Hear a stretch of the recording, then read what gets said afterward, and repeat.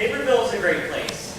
The kids work hard when they want to, and the parents provide love and stability. Our town tries so hard to ensure that we grow up to be strong and intelligent. Assuming, of course, all the dangers are cleared away, we will thrive. What about the dangers you can't see? The ones we're too afraid to admit? What if the danger is the kid himself? One teenager in Naperville had a mind that would not accept the love he was given. His waking thoughts were like weights that stuck onto his brain and brought him down to moods so low, he thought he would never escape. He wasn't sure why all he could think about the bad things in his life, either big or small. We'd always hear about how well everyone around him was doing.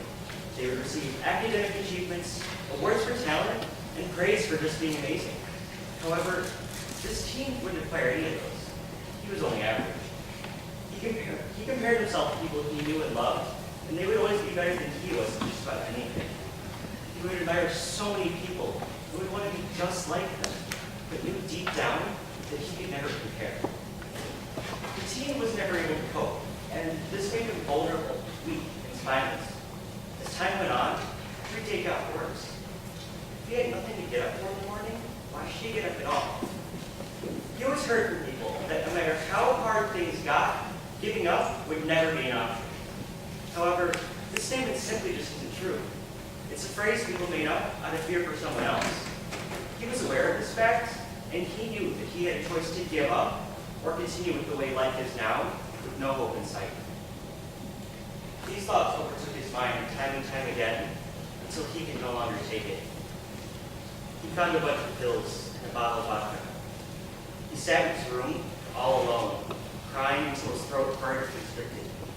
His heart beat at immense speeds, his face damp with the oncoming tears. Finally, he uncapped the pills and the alcohol. He looked down at his hands, shaking uncontrollably.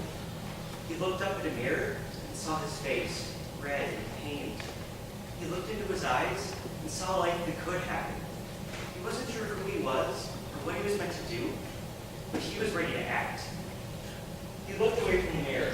His disheveled face made him see a life that could happen, one that he wanted to happen. He was done feeling sorry for himself and beating himself up. He wanted to be a person that could stand out all on his own.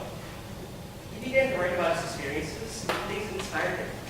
He discovered his love for psychology, singing, and for theater. Instead of dwelling on the pain he felt, he redirected it into making him a better person.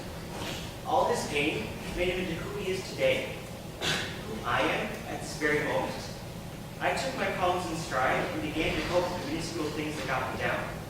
I truly became a different person, the person I was meant to be.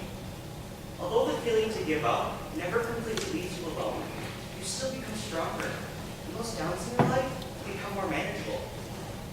It's not always your fault that you feel this way. Your parents love and accept you. Your friends do too. But sometimes the world feels like it's bearing down on you. But if it weren't for the poisons in the world, we wouldn't know how to truly find out who we are. Without them, we would still be lost. The experience they gave me made it possible to see the antidote life bestows upon you after the pain is over.